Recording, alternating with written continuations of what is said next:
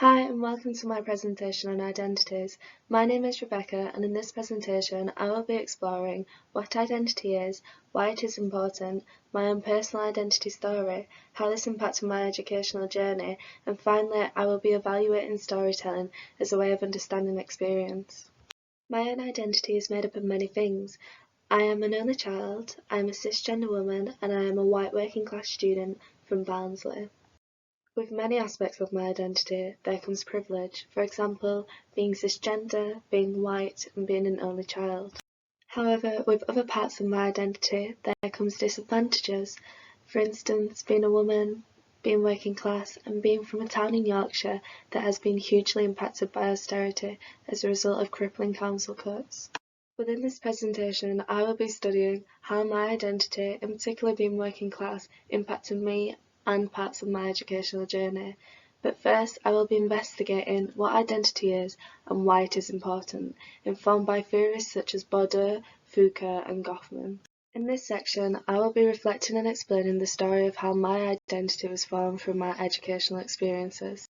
My accent is a big part of my identity, as it not only represents where I'm from, but also my background as a northern working class student. Throughout my educational journey, I have been pushed to tone down my accent in order to do better academically. When writing, I have been taught to use standard English, and when speaking in professional environments, I have been conditioned to use a proper English accent. Through doing so, I feel I lose part of my identity. In secondary school, this was not a significant problem. However, in university, the problem grew. I was no longer in my hometown, where we all shared the same accent and understood each other, as now I was socialising with people all over the country, some of whom could not understand what I was saying when I spoke with my Yorkshire accent. This was evidenced to me in university when I was told by a friend of 4 months that they didn't understand me half the time. This affected my identity as I was now made aware of myself when communicating with others and felt the need to speak differently and perform in order to be understood by others. Not only did I feel the need to perform in social settings, but also in educational settings. For instance, when presenting this assignment, I feel the need to change my accent in order to be understood clearly, and to ensure that my grade is not lowered due to miscommunication and worsened presentation as a result of my accent. Being working class also impacted my identity in other ways. In primary school, I was able to attend many after-school clubs and classes such as swimming, multisports and dancing. This privilege was partially as a result of being an only child, as my parents could afford to send me to such classes. This continued in secondary school as I was able to attend many other free classes such as gymnastics, cheerleading and dancing. On this slide, I've uploaded some very old photos from cheerleading competitions back in secondary school. So on this side, I have a photo from the South Yorkshire School Games, and on this side, I have a photo from the UK Cheerleading Association competition. Through doing extracurricular activities, I was able to develop more hobbies and attend more shows and competitions. This was a big part of my identity, as I was able to express myself through performance. In addition to this, the people I was around and the environments I was in helped build my identity too. When I turned 16 and started my A-levels, I got a part-time job as a sales assistant in a surplus supermarket. When I started A-levels, I no longer had access to the free extracurricular activities in school. As well as this, when I was not at college, I was at work, therefore I no longer had time to continue to pursue my hobbies. Subsequently, I felt I had lost another part of my identity. Despite this, I had hoped that when I started university, I would be able to join a cheerleading or dancing society. Only to find out that at university it was £40 a month to join the dance and cheer teams, and on top of this there was the price of the uniforms, which in my opinion is not very accessible to working class students. My hope of regaining part of my identity was lost. Realisation dawned upon me that as a working class student, I would not experience the archetypal middle class student experience that is presented to us. Proving how big of an influence identity can have on your education and lifestyle, which links to my next section, where I will be investigating what identity is and why it is so important. So, what is identity? Identity can be explained in various different ways, and there are a number of theories that have different and unique ideologies on what they believe it to be. For example, me believes that your identity is built by reflecting on yourself through looking at your past actions. We are always changing our identity based on our social situations. For example, earlier when I spoke about how in university I act differently to how I would act when I'm in my hometown. After being told that my accent was incomprehensible, I reflected on the way I spoke and how I articulated my words so as to achieve a more understandable accent that was suitable for my peers, which links across these beliefs that we change ourselves in order to fit in with the social environments, to fit the social norms by which we imagine ourselves from other people's perspectives. They expose this belief when they state that self-identity is a reflexive process. It arises when the social agent turns their perception back upon their self in an effort to inspect, evaluate, prepare, and control their self, and so on. If this is the case, are we actually changing our identity in all situations, including when alone, or are we just displaying a different identity in social situations? So rather than changing our identity, we are just performing, which relates to Goffman, as his theory proposes that we act differently in social situations as we are performing, which is the next ideology I will be speaking about. Goffman showed particular interest in how people acted in social situations, and he is often described as an observer of face-to-face interactions. Goffman investigated everyday behavior. For instance, he found that when in an elevator full of people, people tend to stare at their feet. Goffman wanted to do more than describe such behaviors. He wanted to find out the reasoning behind them, as these sorts of situations present themselves in everyday life. Manning states that whether walking down the street or answering a phone call, the way we perform these activities are more intricately patterned and more important than most of us would believe. In our daily lives we act in autopilot. We comply with a set of implicit instructions that govern our behaviour. As established, we all change our conduct in order to suit our surroundings, which could indicate that we have a variety of different identities. Some may question whether these identities are actually part of us or just for show.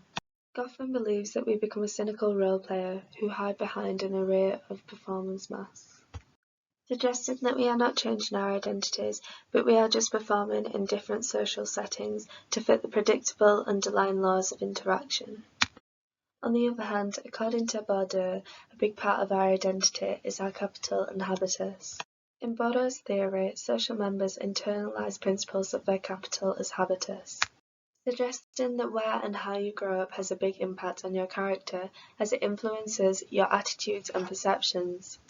As a result of this, it also affects the way you think, walk, and talk. Such ideologies by Bourdieu link to both of my stories. My social class and capital hindered my ability to continue my hobbies after secondary school. Furthermore, my upbringing and habitus influenced my university experience. Whilst at university, you meet people from a variety of different backgrounds, all of which influence the way they act as individuals. Different upbringings, as already established, affects the way in which you talk, which could explain why some people at university struggle to understand me. Consequently, I tried to change the way I speak, which relates to an experiment regarding class led by Ray. The results of the study found that the difficulties that arise in operating at the boundary of different fields suggest that in order to continue on the path of success, the boys must diminish their affiliation to working class identity, indicating that people, especially working class people, often mask their identity through performance in order to break away from the class cycle. Often evidenced in higher education, students from working class backgrounds often mask their habits from their habitus. Ray states that in Bourdieu's theory, reproduction is achieved because social members internalise the rules of a game and so adopt practices that ensure their unconscious replication, arguing that we unconsciously replicate the class cycle because we have internalised the rules of a game. However, I believe that if we are able to internalise and learn the rules of the game, it is possible that we could change our identity performance to break away from this. Foucault also has similar beliefs to Bourdieu as he believes that identity is a social construct. Foucault essentially considered society to be all-controlling and believed that we do not have a choice in who we are, but rather we are conditioned from the moment we enter society. With conditioning comes power. We are conditioned by those with higher power than us. For instance, students are taught how to behave by teachers. This is one example of a power relation. Foucault believed that power relations presented themselves in numerous day-to-day interactions, and that power and knowledge were very significant in terms of identity. Sembler supports Foucault's theory with the quote, "Subjectivity is produced, negotiated and reshaped through discursive practices. As such, the self is continuously constituted, never completed, never fully coherent, never completely centered securely in experience." Foucault believed that this was influenced by discipline, surveillance, and normalization, particularly in educational settings. I will be exploring education and identities further in my next section, How Identities Impact Education. There are many crossovers with identity in education, and identities impact education in a variety of different ways. In this section, I will be continuing my focus on social class and how this key part of our identity can influence our education. So social class can be understood as groups which possess similar material and symbolic resources, fundamentally as a consequence of their relationship to the economic system, and as a result of their income, education, and social connections, adopt more or less distinctive lifestyles. Referencing back to Bordeaux, social class can often relate to cultural capital, and cultural capital can have an influence on education. For example, working-class youth within education often have limited aspirations, as they are cognizant of the barriers they face due to their lack of capital. Supported by Bordeaux's supposition that agents shape their aspirations according to concrete indices of what is inaccessible and accessible, of what is for us and not for us. On the other hand, middle-class students are at an advantage as they can utilise their cultural capital to navigate their way successfully through the education system. As according to Crozier, the children learnt how to play the game. They acquired through this experience cultural capital of how the system works and how they can make it work for them. It also conveyed to them a sense of power, that their parents were powerful, they got things done, and in turn conveyed to them a sense of their own importance, exposing how middle-class students are able to mobilise cultural capital in education. In addition to this, as a result of cultural capital, middle-class students are also likely to have high social capital, as the two are often interlinked. Abraham asserts that the sum of resources, actual or virtual, that accrue to an individual or group by virtue of possessing a durable network of more or less institutionalized relationships of mutual acquaintance and recognition. Social capital consequently leads to networking, which offers students more power and mobility within the hierarchy of education and employment. We can summarize this theory with the quote, "Cultural capital is inherited and invested in the education system as families adopt strategic practices with the intention of reproducing the order of domination and subordination, and generates a return in the form of credentialed knowledge which may be exchanged in the labour market for an elite occupation." A significant example of social capital itself is evident within the UK government, as it was reported by The Guardian that 2/3 of Boris Johnson's cabinet were privately educated, demonstrating how both cultural capital and social capital results in unearned benefits bestowed upon people within perceived dominant groups. Corroborating that the privilege of middle-class students compared to lower-class students can have a dramatic impact on education, confirming the influence that social class and therefore identity has on education. Moving on, next I will be evaluating storytelling as a way of understanding educational experiences. Storytelling from personal experience is a great way of understanding educational experience, as it gives individuals an opportunity to tell their own story. Through personal experience stories, we are able to explore and challenge stereotypes, as it opens up the chance for people to share perspectives which may have not been studied before. subsequently opening up the opportunity to reach minority audiences that can relate to such experiences that are not reported on a wider scale. In Adichie's TED Talk on the danger of a single story, the lack of representation in stories and the danger of stereotypes is mentioned. The single story creates stereotypes, and the problem with stereotypes is not that they are untrue, but they are stories that are incomplete. With personal experiences, we are able to gain better representation of single stories, which leads to a more varied and therefore better understanding of topics. Through doing so, we are able to understand a more diverse and wider variety of educational experiences, consequently enabling us to reflect on certain educational experiences and use such stories to better the education system and its policies for all students, no matter what their background is.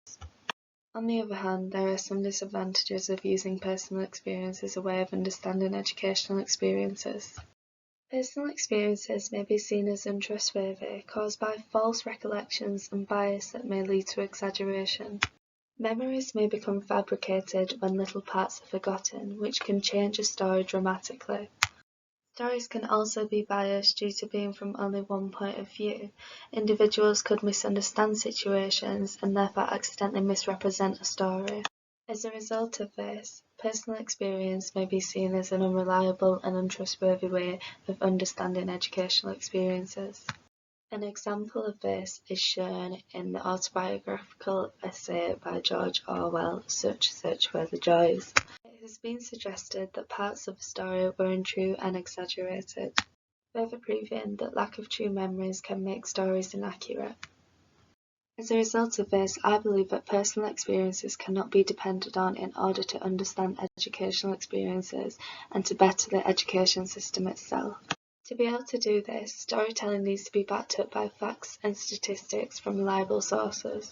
To summarise, I believe that storytelling can give us better insight into uncommon educational experiences, but we should make sure that stories are reliable. Through using facts and statistics from sources that are trustworthy and reliable. In conclusion, in this presentation, I have learnt that there are many different aspects to identity and many different theories that surround the topic. Baudot and Foucault both believe that we are influenced by the environments we are brought up in. However, Goffman believes that it's a performance rather than a change to an individual's actual identity. Baudot believes that aspects such as class, gender and race all shape your identity. As a working class student, I feel that I can relate to Baudot's theory the most, as my personal story echoes the influences explored by Baudot concerning social class, education and identity. Disparities found within education because of characteristics such as class, race, gender, sexuality and disabilities all prove that this is why identity is so important. As well as this, it is vital that we listen to stories as a way of understanding educational experiences, so we are able to better the education system and its policies in order to create an equal access to opportunities regardless of students' backgrounds. I hope you enjoyed this presentation and thank you for watching.